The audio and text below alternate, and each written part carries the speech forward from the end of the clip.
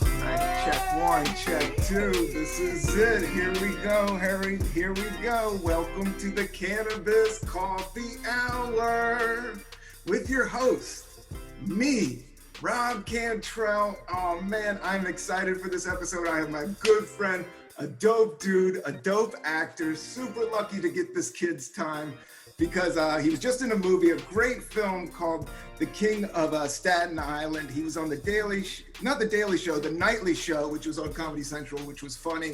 And he's a good dude and a funny comedian, actor, cat. Give it up for Ricky Velez, everybody. What's up, Rob? How are you? Good, my man, good. Awesome. How are you doing, my friend? You know, pandemic. Still like doing all the right things and washing my hands and wearing masks and, Yeah. Trying to keep sane. That's the gig, my man. Yeah. I'm doing the same. Like, I don't play it too heavy, but I don't play it dumb. Like, I take my vitamins and I ditch out on crowds, but I mask up. But at the same time, I'll kick it with some old homie. I'll kick it with some old friends. You always like, for some reason, you have some excuse why somebody's allowed to be around you when you're just being a little selfish. Yeah. I heard Bill Burr say it the best. He said, everybody went outside based on their ego. Yeah. You could see how long it took. It's crazy. It's wild. I went and did a show with Mulaney and Verbigs. Yeah. And it was just like, it was jarring to see 400 people. Like, it's weird. Like, we're at first I was like, yo, I don't fucking miss stand-up. I'm fine. I don't need stand-up right now. I'm a man. I don't need, and then I got like 4 months in, I was like, yeah, I need stand-up. I need this bad. And then to get back in front of 400 people on your first time, it was pretty wild. It was fun though.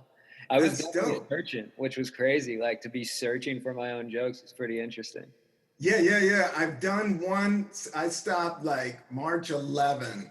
I did the Secret Loft, and I told him he's got to pay me like $25 extra to do it. It was right when the shit was getting hot. I was like, I'm too old to be out there, kid. You got to throw me some extra bones on this one.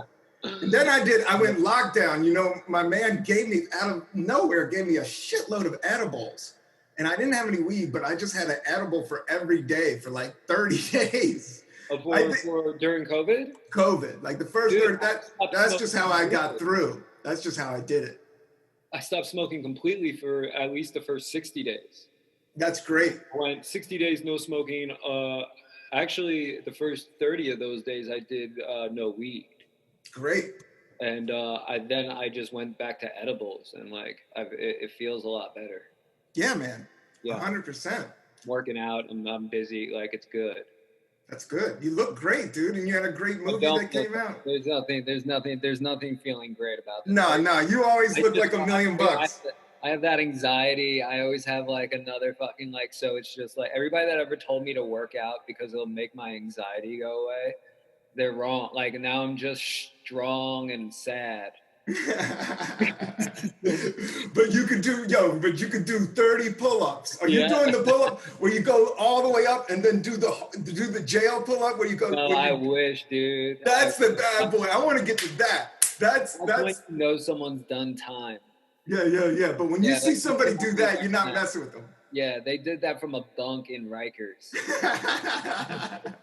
That's not a good workout. Yeah, that's hardcore. No, I do the 5 Tibetan rites, which is these 5 stretches, and I do those all in a row, and you can knock them out in 15 minutes, but they're all core exercises. It sounds spiritual, but it's all from Tibet, and the monks do it, and that's how they live to 100. It's just these really simple back bridges and all the simple yoga shit combined into a quick little workout. Doing a lot of the jumping rope and the weighted ropes. Oh, the ropes are dope, man. Yeah, man. So the weighted ropes have been that's like a full body workout. It's pretty crazy. So it's been great. Yeah, the jump rope. Can you cross? Bro, I'm nasty. Are you nasty? What kind of whip are you got? You got a leather whip, or do you got the plastic joint, the PE joint? I have a plastic. I like the plastic. It got a good snap. Yes, I like to hear the. Yes. Like a timing thing. It's a timing thing. Yeah, it's a beautiful sound. I love that sound of the plastic. Remember the ones where kids had the little noodles around them? Remember those? That would be great if I was using one of those. Just. But there was something, if you got the leather, you could just when you. I wrestled since the 3rd grade, so I was core. I went core, but I was never really a jock. But I could play all sports. I was always halfway decent, but I was just a goofball. But I did work out. I like working out, and it does help my anxiety, and it does help me. Yeah, I've been walking. I've been trying to eat right. I've actually, instead of all the death and apocalyptic shit that's happening, I've been having a good time, Ricky. Like I'm an introvert at the end of the day. Like I got no problem hiding out. Like I'm good at that. I do I like this, but like I also love work. Yeah. I love working so much, and it's like it's our day to day, and it got taken. So it's like another thing. It's like not to complain because people have it a lot worse than we do, but it's just like the way things are looking for us. Well, we will be the last to come back. Broadway has got it the worst.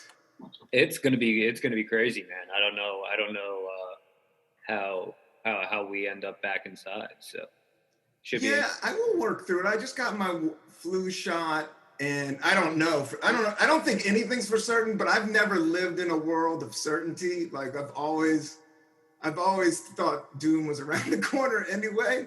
So my whole thing is just like trying to slow motion it down to like what I'm doing right that moment. And that's all about like hiring your vibration, and then good things will come because your vibration's high. Because just that's how I've been just like slow down. Like I do think acting is like you just did that. You killed it. Ricky Velez is a scene stealer, and I've known this for years. Put that out in the street. This motherfucker steals scenes, known for it.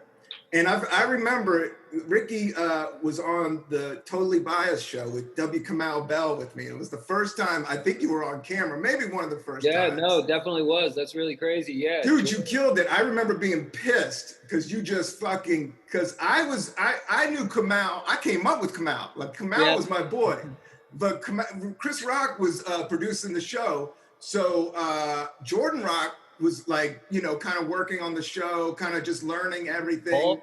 He called us up and he's like, yo, they need stoners in Grand Central. Yeah, they just called you guys as backup stoners. And he did a full interview with me. And then they just did you guys as just like stoned people on the street. But your scene, you killed it. I still say I made the commercial for the season. Like it played it was so fucking funny. That one clip, bro, So I can't even believe I didn't remember, but yeah, that like one clip played. You were like, everybody in show business is high. He was so funny. You go, look at the cameraman, he's high. And the whole crew started laughing. And I was standing at the side and I was like, oh, this motherfucker just stole the scene. This kid is no joke, man. And then tell me about working on the Judd Apatow movie as I light this spliff up, man. Dude, he's the man.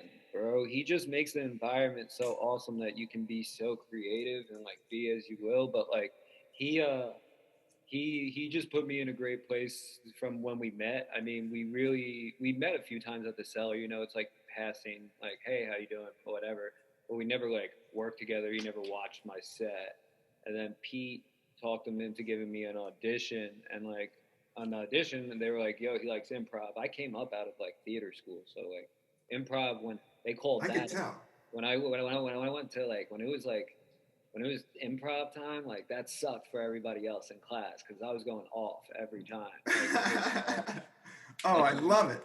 Yeah. So, but like I always looked at people, but me and my friends, like we do that. Like to this day, like those kids I still chill with. Like we compete like that with improv, but we're all like city kids. Like my boy is like a homie from Washington Heights, man. He's a maniac. Like so these guys. Like, I love the New York shit you came up in. So you came up. You claim Queens.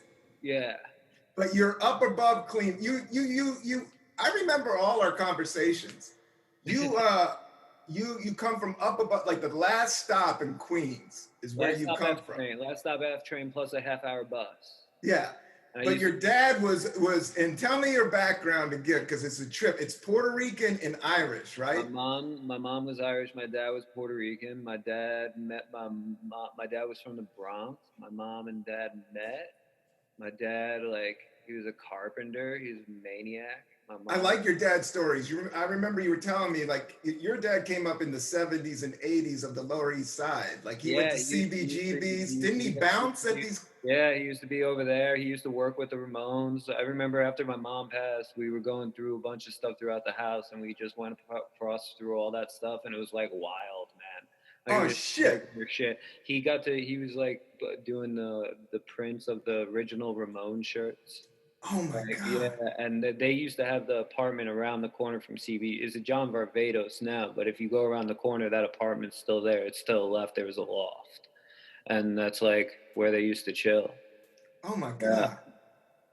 Is your dad still alive, dude? Yeah, but we're not in contact no more. I'm sorry to bring it up, homie. Yeah, sorry to bring it up. Everybody's got drama. Dude, it's insane. It's crazy. It's hilarious. Yeah. But he was original New York cat. I remember you telling me this. My whole family is very original New York, and like we've been here, no one leaves, and if you do leave, it's in a box usually. But yeah. Ricky. We all lived in the same neighborhood forever too. Like no one left the neighborhood. It's like I grew up in a house 2 doors down from the house my mom grew up in. That's some Queen shit right there, man. Yeah, no, New York's tough, man. And I would say all you guys that are original Giannis, everybody, just like these are some of the toughest kids I've run with, and I've run with some of the toughest kids. Because New York, just to give some hope to New York, because I am an outsider, it is like a hustle town. Like you have to learn from a young age, like you're dealing with the best of the best, and everybody's going so fucking hard. And it's not really your fault. It's just so many damn people. It's so funny too. It's so funny how I have a cousin that like growing up, everybody was like, what does he do for a living? And no one knew. And it was like, oh, he's like a janitor in the city or something. And I went to his house and he had like a Cadillac and a huge house and the rest of that. And he was obviously selling drugs. And then he sold me drugs. Yeah, man.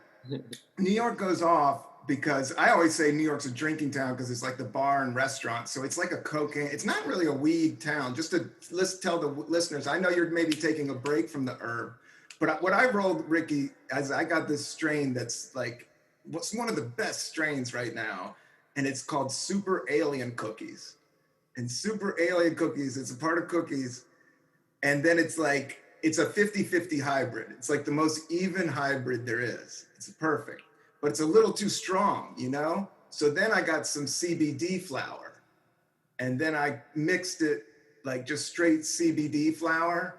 And then with the super good herb, and then rolled a spliff with it. Man, you're doing science over there, man. Yeah, I've been doing it for a long time. Just like the balance of coffee and weed, man. It's a tough one that I have not ever been able to manage. Yeah, knowing you, it may not be the best for you, like, because coffee speeds you up and it kind of makes you intense. And you don't need that. Like, this is my new theory, Ricky, because you're so chill and I'm a chill dude. But we're the same. The chillest dudes are actually the most high strung. I would say, yeah. Yeah, that's absolutely. That's like the more laid back. Not really. Look at Burr. Yeah. But he's kind of chill underneath.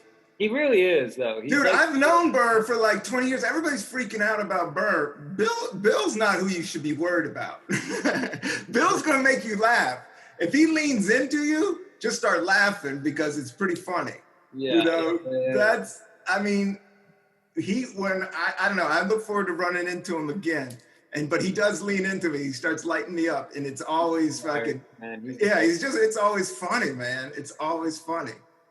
What have you been doing to waste this time?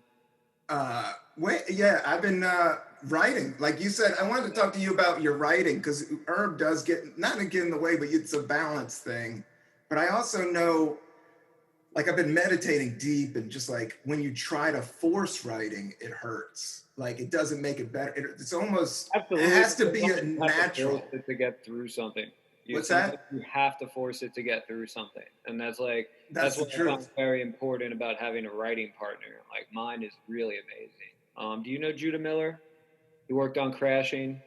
Yes. Yeah. I don't know. I've heard of his name, and I know the work. He's talking at Staten Island with us. Oh wow. And he's just the fucking man, and like he's just somebody like that keeps me motivated. And the way he moves, it's just like, okay, if he can do it, I can do it.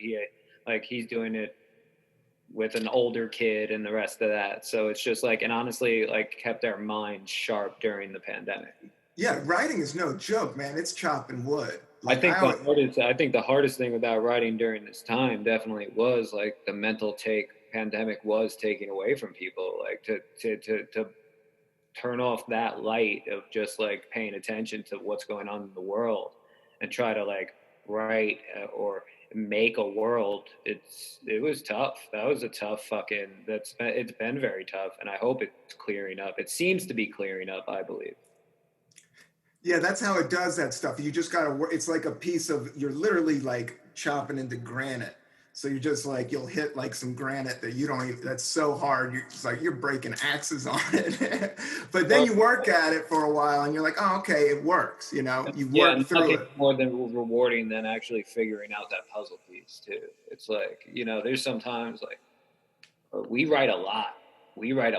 Like, tell me about your schedule. So you got this, he's core, he's cranking scripts out on the regular. This guy's got a writing agent. Well, the thing was, so when we did the movie, Judd started watching my stand-up. Judd started like coming around, and then he's like, yo, I wanted you to do Punch Up on the movie.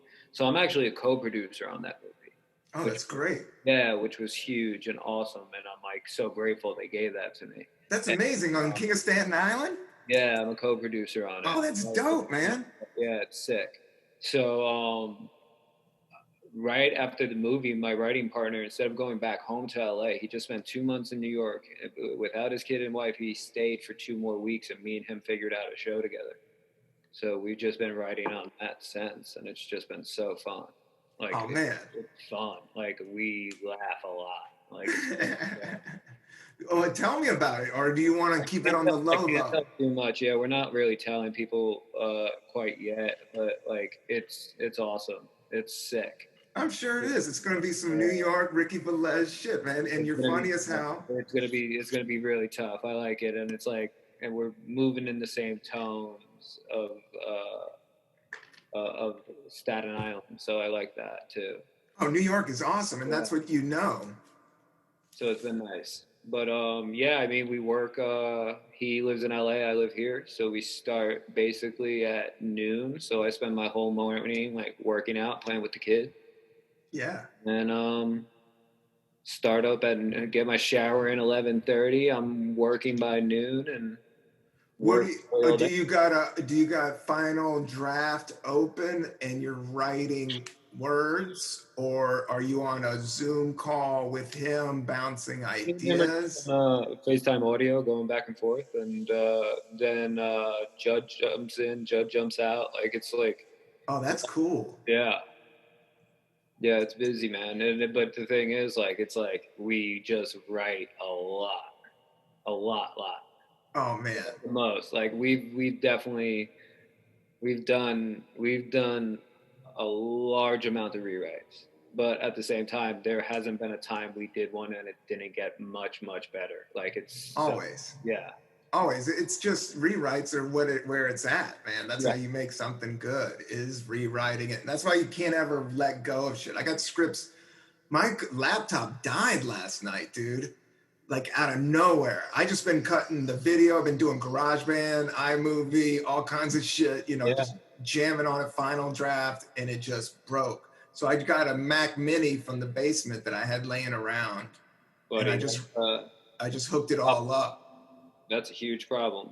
Yeah, but I got through it, and now I got this new setup. I got this new. I'm gonna be a cam girl, man. This camera's fucking rocking. I'm killing this. Yeah. So yeah, shit comes up, and you just gotta deal with it, man. And you're in. But that's the thing about having a high pressure, awesome gig. Like it sounds awesome, but I can also tell there's a lot of pressure on you right now, and like you're just trying to focus. And I mean, I think that's actually sort of like why like Judd's movies are as good and why people are willing to give him what he gets is because like he makes the environment so fun that I never felt stupid. I never felt dumb to pitch something. I never felt uncomfortable to. So like when it comes to being creative, I like we all go in the same way. So it's actually really good. It's a really good place to create. It's my favorite I've ever been involved with. Yeah, man. Like you just feel at home and comfortable and yeah. So it's almost cool that you got this quarantine time to focus on writing. I think maybe you wouldn't get those guys time as much if they were out running around making films. Well, I'm dude, sure we didn't have to do a whole press tour. There's so much we didn't do. So yeah, I mean, there's been a lot of time. But the word on the street, the movie's good, right? Like everybody, the people are happy. The people are happy. I think you guys did a good job, man. It was a great movie. It was a popcorn, fun, funny movie, man. I think we live to see another day, and yeah, that'll be great. Yeah, man. Do you drink coffee? I do drink coffee, but I wean myself off of it every like 3-4 weeks. I just take like a week or two off. So what are you doing now? You doing raw water as soon as you wake up? Yeah, just pounding a lot of water, man. I pound a lot of water. I eat. Are you doing alkaline or are you doing tap, straight up tap? I'm on Poland Spring. Oh, you're going Poland Spring. Yeah, I'm in the middle with it. Okay, you're in the middle with it. It's not right out the tap. You don't trust the pipes. I don't trust the pipes, dude. Yeah. The younger generation don't trust the pipes, man. Younger generation I trust the pipes in Queens. I don't trust the pipes here. Yeah. You don't see them rip up the roads too much in New York City. They rip them up in Queens. Yeah. But I don't know. Yeah. So, but I have a weird diet going on right now. That's really crazy. It's vegetarian all day. Yeah, I dig it. I do that. Then at night for protein, I do pescatarian. Yeah. And then on weekends, I can have meat. Yeah, man.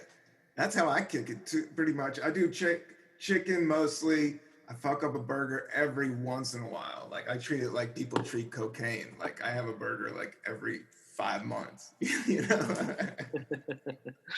But yeah, I'm on to those fucking like vegan packets, like you boil in water. You've seen those at the grocery store? Oh yeah, man. They're like, they taste just like the carts down in the Lower East Side. Like they're these just vegan, all like mushroom and I don't like any of that noise, man. You don't like Indian food? Nah. Nah. I don't like anything that's gonna ruin the outfit I'm wearing. Oh yeah, this shit will ruin your breath. It's gonna ruin the outfit. It's gonna ruin your asshole. It's gonna ruin everything. Everything's going down, man. But you definitely got the funk. I got in a car with that stuff once. We were all very mad.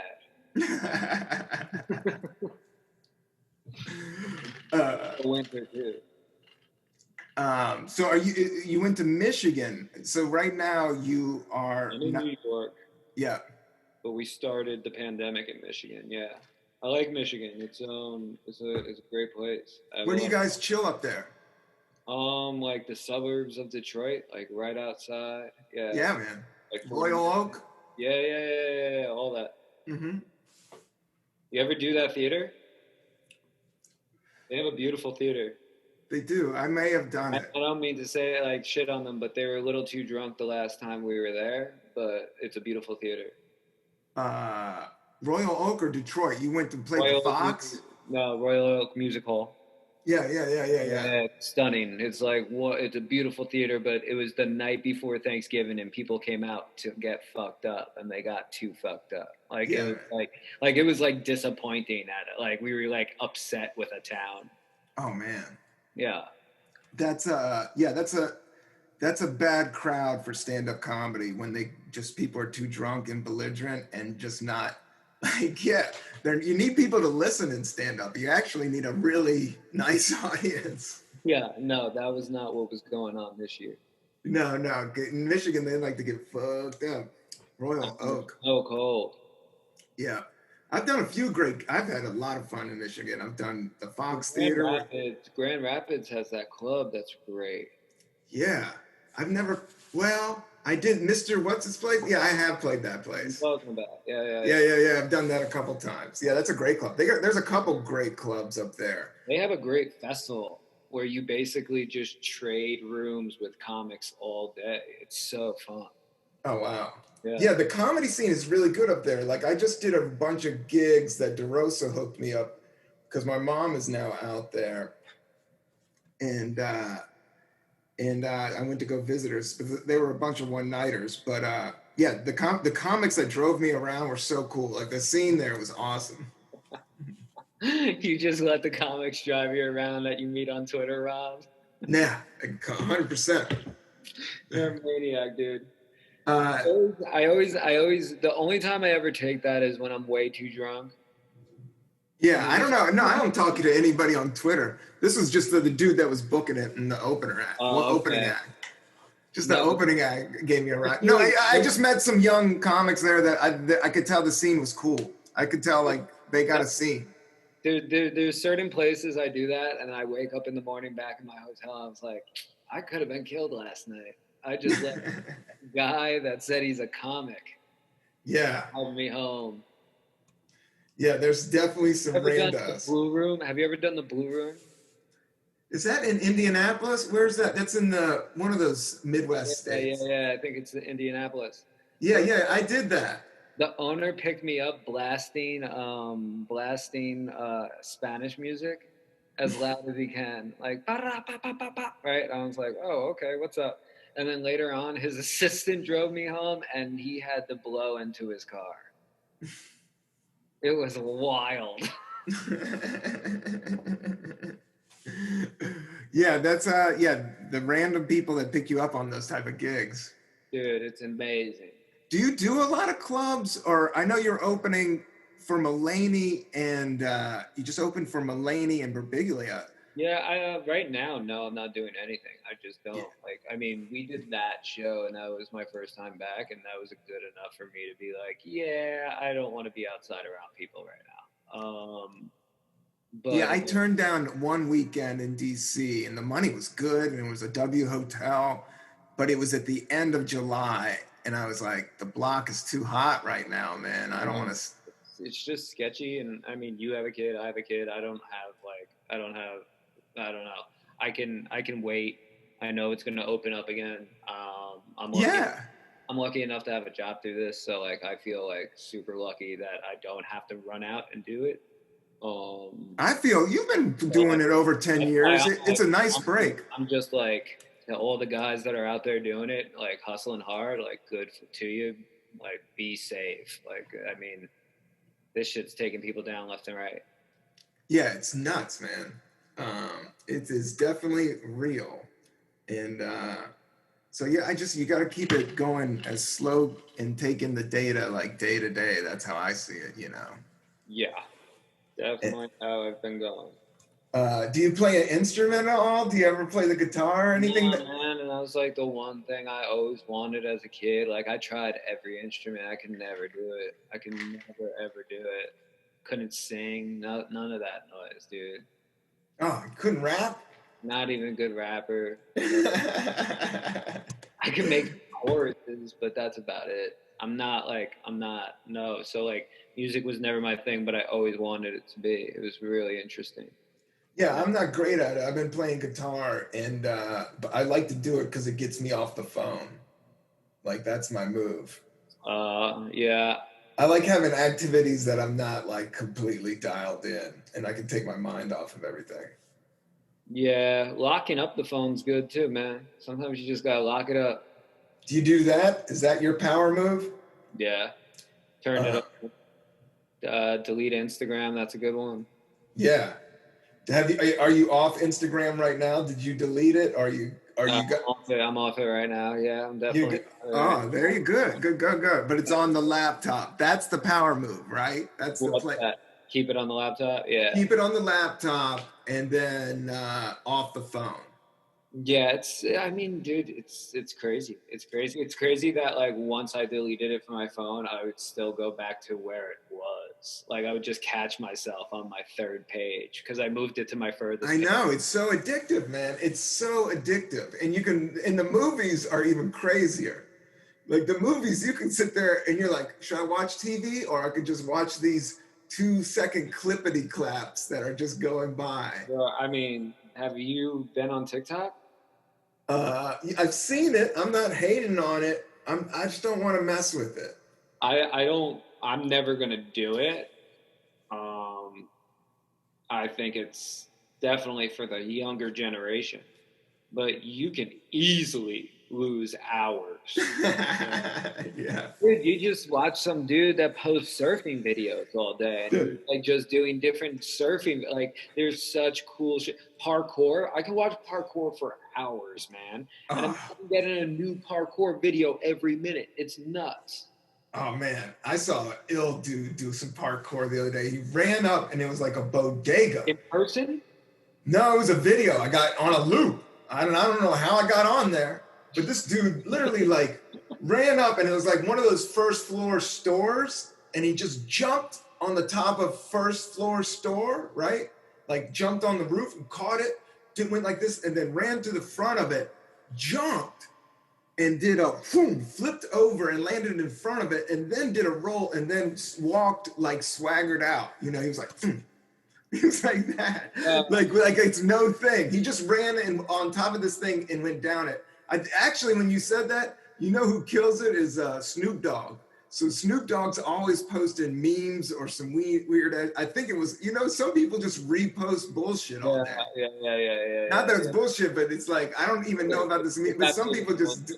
Yeah, they're just like, I think it may have been, I don't know who, it was some rapper's thing that I saw it on. Dude, me and Aziz were in Berlin, right? And we're doing a show, but outside the show was like, I guess the hot spot to practice parkour. Dude, the practicing is not as cool as like the stunts because they're just like jumping like from here to here onto a ledge with the tiniest of their feet. So it's just like, so for a while, me and Aziz's brother, like Aniz, went for a walk. I went to smoke, and I don't like to smoke in like stadiums when like we're in a different country. Because at least in this country, I can be like, come on, dude. Like in another country, they can just take your hand. So like, I'm just like, so we went for a walk, and I was just like, yo, what's with these people? Like, what's this exercise? Da, da, da. And then like we slowly like watched it from afar and was like, oh, they're all doing like the end of parkour moves. Like, there's a guy just rolling around. He was just rolling, and he was perfecting his roll for after he does the jump. Because all of that is so broken down into so many moves. It's incredible. Yeah. It's all like choreographed, as Yeah, they say. no, and it's like to the point, like they're jumping on and off a ledge that's only this far apart, just to like know how it feels to get your toes on that peak. Like it's really wild. That's what I love about, like, I love that shit, man. I'm glad you brought that. I wouldn't do it. I don't want any broken ankles. I just rolled my ankle the other week. I hadn't done it in years, and it fucked me up, man. Hardcore is skateboarding without the skateboarding, dude. Yeah. It is just some, you got to be a crazy ass street kid to want to run up. Can you imagine if parkour was around when we were in school, man? Yeah, it was just called the crazy kid that fucking climbed on the roof of houses and jumped off and broke his arm, man. His brother, that's why his brothers died. There was no future in that. Yeah, but no, those are but then there's the kids that make the landing. That's what the parkour kids, but then some people had to die to learn how to do that shit. Crazy. Yeah. but I like, you know what else I don't like violence, dude. Like I'm pretty much of a pacifist, and you know, I believe in God and all that shit. You don't like violence, dog? But I like, you know what I like? I like fake violence. Dude, I like bad karate movies. Is there anything better than good Bro, fake? I watch World Star daily. I know. I grew up in fucking public school in DC. I grew up with that shit traumatizing my psyche, man. I can't watch fucking straight up street fights, man. Even now, like, because I was around a lot of them, you know, people fought. And, Yeah, absolutely. And, you know, I was born in 72 in DC and then in Virginia too. Like, people fought. I got paddled in public school. Yeah, I never got hit by anybody but like family. Yeah. And back then, that was kind of the standard. You just like got hit at school. Yeah, you got hit in school, and people were fighting. But I always walk away from fights. I didn't like that energy. That's what I was gonna say. I know the World Star stuff is dope. I love World Star too. It's like, you know, it's like chocolate covered, you know, whatever. You know, it's just like everybody has their candy. I mean, and that stuff is just like, they got, what's the new video? What's the new hype hip hop? You're of the younger, I like some of this trap. What's the shit that they're listening to right now? You're always up. Are you still up on hip hop? No, that's dude, that's I always go to Jordan Rock. Like Jordan always has the newest of everything, like every music that comes out. Like he'll send me something and I'm just like, I don't even understand what this guy's saying. I'm always like 6 months behind to catch on to the words of the shit. No, I don't know. Did you watch the Lil Peep documentary on Netflix? I wanted a guilty pleasure. He is a guilty pleasure video on YouTube. Like I scour videos, like I'm a music video. When I was little, I would just sit there and watch music videos like MTV, VH1. That I didn't watch sports. I would just watch music videos. So I saw some Lil Peep and I think he's fascinating. Even all that new generation of hip hop. The documentary did great at Sundance, man. It's really, really, really, really incredible documentary. And I just been stuck in his music for a little bit. But yeah, he excites. Is it good? Yeah. Yeah, he is a trip. It is out there. It is kind of punk rock because it's emo and then it's like trap hop. And then he's also rapping about doing cocaine.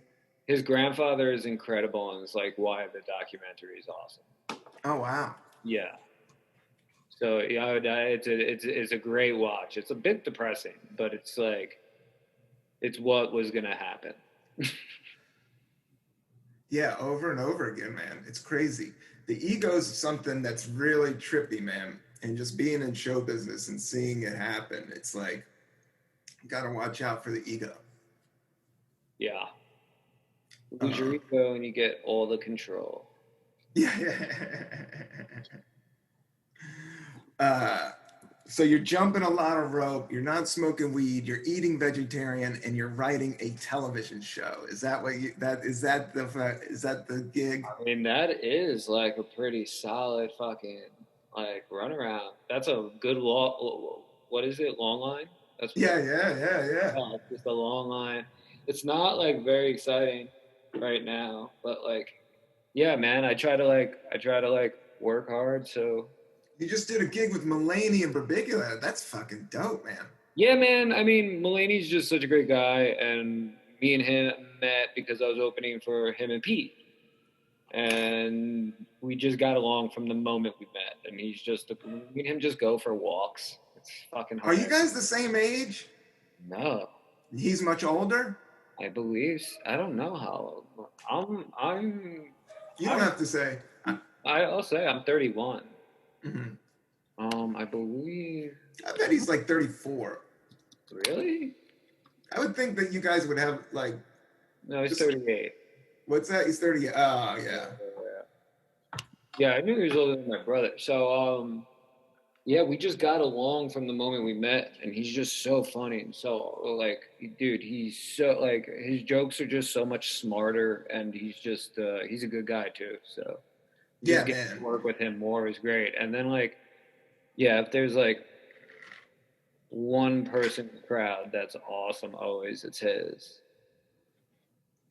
Yeah, his work ethic is so good, and then he's just naturally funny and a great writer. And yeah, it's always good to work with people that are like awesome, Dude, one of because his it makes you not slack out.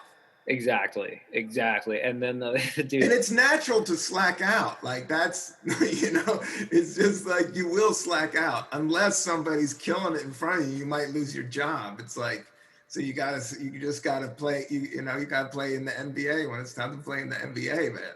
Mulaney's so dope that like, dude, like to me, like Mulaney just like we go for walks and people recognize him with a mask on. It's really crazy. I'm like, how? How'd you get that? Whoa, for real? He wears a mask? He wears a mask and people recognize him. It's That's really how famous he is? That's yeah. so trippy for a dude like me, in my perspective, just seeing that happen, man. Yeah, no, it was I saw it twice and I was just like, wow, that's wild. Does he like it, or is it rough? Is that too much fame, do you think? I mean, you've been around. The thing is, Ricky has been around Pete Davidson. You tour with Pete Davidson, For a John while. Mulaney, and you're on sets with Judd Apatow. I mean, you've been around super, super duper famous people, and you know it's intense. What's the vibe? Is he having a good time, or is it? Who's having a good time? Is Mulaney having a good time with the super fame, wearing a mask and stuff like that?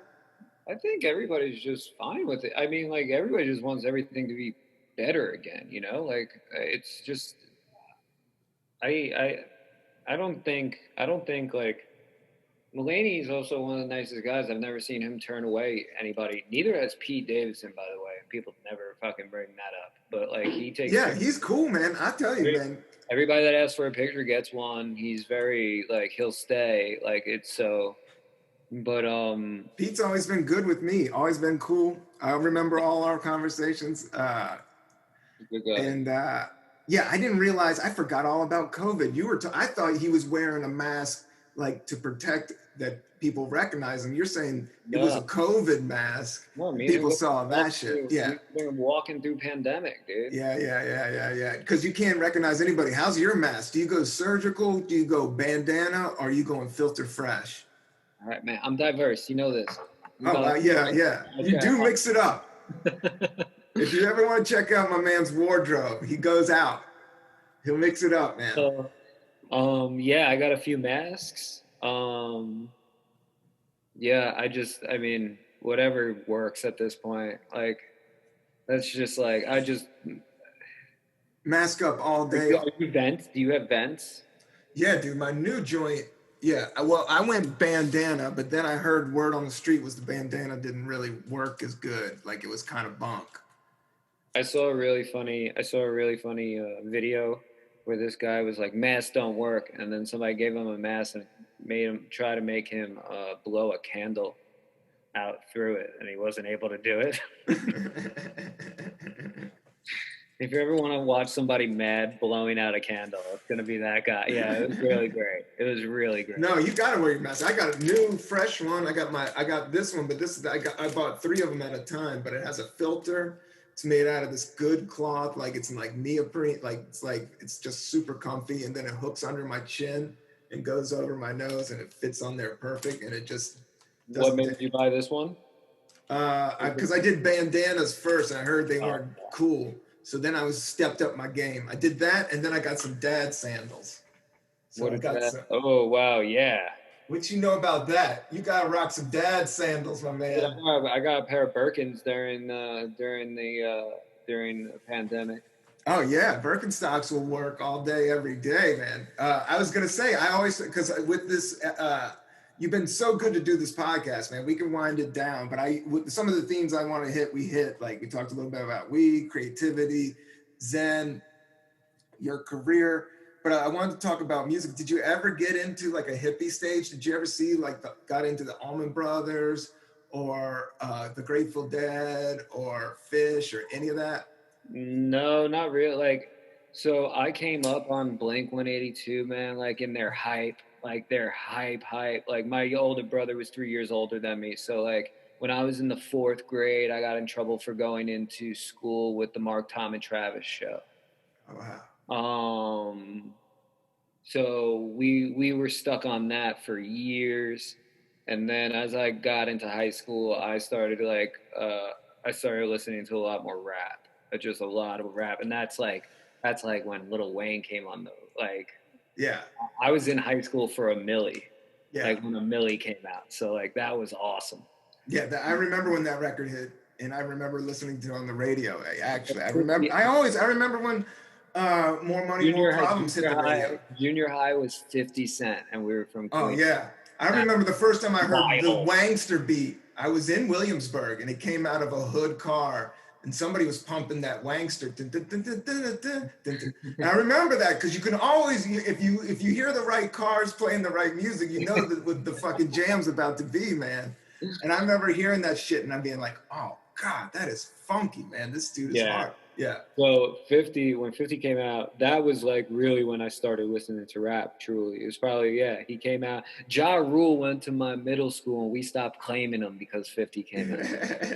No joke. Like he killed Ja in his own junior high. So yeah, that was when we started Ja Rule, I mean, I hate to diss on anybody, but he is 50 is a bully, but that dude is kind of punk. I mean, 50 is amazing at being a bully. It's really fun. Yeah, he is just a bully, but and he's got some jams. But Blink 182, they got some jams, man. I like Blink 182. All the small things, right? Is that them? Yeah, I had every single album. My parents wouldn't let me go, but my older brother used to go all the concerts. It was just my first concert I ever went to was the Beastie Boys, which was tight. My older brother brought me to that, and that's a good older brother. What year was that, and where was it? It was when K-Rock still existed. Howard Stern was on K-Rock at the time, and they had the Dysfunctional Family Picnic every year, and my brother won the tickets. And we saw the Beastie Boys the year they came out with the New York album. Yeah. And that was the year Jay-Z retired, and he came out and did 99 Problems with them. It was sick. Oh, shit. At Jones Beach Theater. It was like, oh, shit. And like, I was maybe a freshman in high school, and it was like the sickest thing that we saw. Wait a second. We got to review this again. Okay, so you saw the Beasties on this, and I remember these. So these radios would do these like holiday shows, but they would put a bunch of like the killer band of the 90s or whatever. It was the Darkness. Darkness got a jam. Yeah. I believe in a thing called love. They could never top I believe on thing, but if you put that on at a bar at 2 a.m. They were amazing. Yeah. They probably melted the room. Yeah, that guy's a performer. Taking Back Sunday, Thursday, what was the other one that was big during that year? Brand New. So like we watched the Newfound Glory was there. Like, so we just like, that was my first concert, and it was like the most fun I've ever had in my life. Oh, that's rad, man. That is the raddest. And Jones Beach. And Jones Beach is in Long Island. Where is that? Is that in Coney Island? Long Island. It used to be the Tommy Hilfiger Theater. It's not anymore. Wow. I think it was like the Nikon Theater. Then it was this. It was that. But there's this theater that's outdoors and it's on the water. Oh shit! That sounds sick. Yeah, they did a what's it called there? What were those? Oddball. Oh wow. Yeah, they did the Oddball tour there, and but it was just so then I just listened to rap a lot all through high school, and that's when Dipset was out. Like that Dipset. There was a lot of like just. Cameron is just an ill rapper, and so is the other cat, not Jim Jones, but 6ix9ine's album comes out today. But I'm talking about 6ix9ine. I read some shit about 6ix9ine today. I went deep on it, and I was like, "What the fuck am I reading?" Really fascinating. He's the most. It's so fascinating, completely fascinating. It's very fascinating. Joel Santana. That's what I was gonna say. Joel Santana. That's what I'm talking about. No, 6ix9ine. I don't even know if hip hop's even hip hop now, man. I don't even know if that is. That's what is hip hop square these days? Like, I think with the hip kids, it's kind of square. What's the difference between 6ix9ine and Drake when it comes to faking it? I don't know. They're both different. You know, they're both actors, I guess. I don't even know. I don't even know what it's a show, man. It's a show. It's not. And they both kind of have jams, though.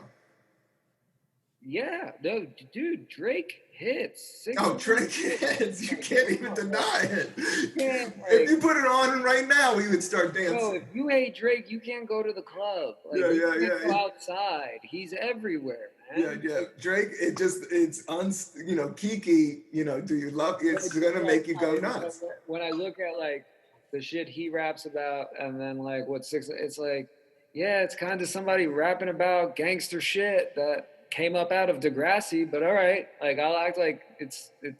Yeah, Drake doesn't rap that he's a gangster. I don't think Drake is that fake. I think Drake just did it smart. Drake has had some lines that definitely have been picked out in the press about his notoriety in the gangster world. Yeah, but everybody's done that. Everybody. Yeah, they all say everybody's done that. 6ix9ine just did it the most. They're all actors. They're not these hard. 100%. It's showbiz, especially the more deep you go into showbiz. That's why I talk about the ego and are you meditating? No. Oh, you gotta meditate. Meditate is well, you don't have to do anything. I just I want to be taught it, so I'm doing it the right way. Everything I can't I want to actually go ahead and take classes and figure out how to do that. You can just read a book. Just how to meditate for 5 minutes. It's literally just how to shut your brain off. Yeah, I'd love to know that. Yeah, because your brain isn't supposed to think all day. That's the tricky thing about being creative and being a comedian is you get those gears running and those gears are good, but not running all day. It's like how my fucking computer broke last night. The shit, I jammed it up. But it was right at the 5-year mark, man. I was just so pissed. I was like, you can't squeeze out another year. I haven't watched any porn on this shit. I've kept this thing clean, and you guys are going to drop it at 5 right on me like this? I'm one of those people that are so bad with computers, too. The minute it shuts down, I don't even try to fix it. I'm just like, yeah, we need a new one. We can't. You're on to the next one. No, I'm going to work these. I'm working them. I'm calling help desk. I was down at the store first thing in the morning. Stop taking updates and shit. You're like, nah, I ain't even taking that update. I just live in this now. This is it. Yeah, this is it. This is my job. Me against Apple. And this computer's got to get back on because I got some bomb-ass scripts here. Shout out to this bomb-ass coffee, which is from Java. What's this joint? Sorry, my man. Java Joe Brooklyn. It's called Deadhead. No, and it's a really dark bean. Give them a shout. That's just for the audio. And you're not drinking any coffee, man. You're doing it. I am drinking coffee, but I'm trying. I'm. Check out this book called Lao Tzu, the Book of the Way, and it's really peaceful. And it's not. It's the beginning of Taoism, but that's what I've been getting into. Just like any of these books will teach you, all the words are just a way of pointing you to shut your brain off, Okay. It's all even all religion, even all the Bible are certain aspects just to point to a certain direction. So meditation is just pointing to the direction of learning how to stop thinking. And once you get to that, you start to recognize where your ego is, and you go to your natural self, and your natural self is more, I don't know. It's more not as, it gets away from the anxiety and all that. Your more natural self makes more natural decisions, and you treat yourself naturally. Do you get out to nature at all? Do you hike at all? Do you ever get crunchy? Do you eat granola? Granola? Yeah, I try, dude. There's this new granola I keep putting in my ice cream. Oh, I like that. So amazing. Chocolate ice cream, or do you go coffee ice cream? What's that? when you go to granola into the ice cream. Coffee ice cream? That's for crazy people. Oh, yeah. That's for me. I love some coffee and ice cream. I like caramel. I like dark chocolate. I do mix it up. What's your ice cream flavor when you go to? Well, I'm a Queens kid, so I'm into ice pops, man. I can eat. I can live off ice pops all day. Is those the round joints that you push up? Yeah, either those or just like. We call those what's that? What do you call them? The push-ups. Yeah, either those, but they're just like either those or like. I mean, I try to eat like a healthier version of them now, right? Like you just try to like eat the ones with real fruit in it, but. Yeah, they got those. They got the oat milk ones. Well, I haven't seen those. My wife just got these ones that are all plant-based that were really dope. Yeah, I fucks with all that, man. I've tried oat milk ice cream. I do almond milk sometimes, and I do whole milk. Almond milk can change up your stomach though if you just go from milk to almond. You gotta slow that in. That's not just a jump from bam to bam. Yeah. Yeah, I can see that if your body's used to it. I don't drink that much milk. I just use my milk to cut my coffee, and then I put a little bit in my smoothie in the morning. That's about as much milk I rock. All right. I think that's enough for you to be okay. You're the man, Ricky. I appreciate your time, man. Thank you so much for having me. Thanks for coming through, and good luck with the script. My man, thank you. Yeah, and I hope to see you. Wash your hands, wear a mask. Computers now have later, bro. Yeah, Ricky Velez, thank you very much. I love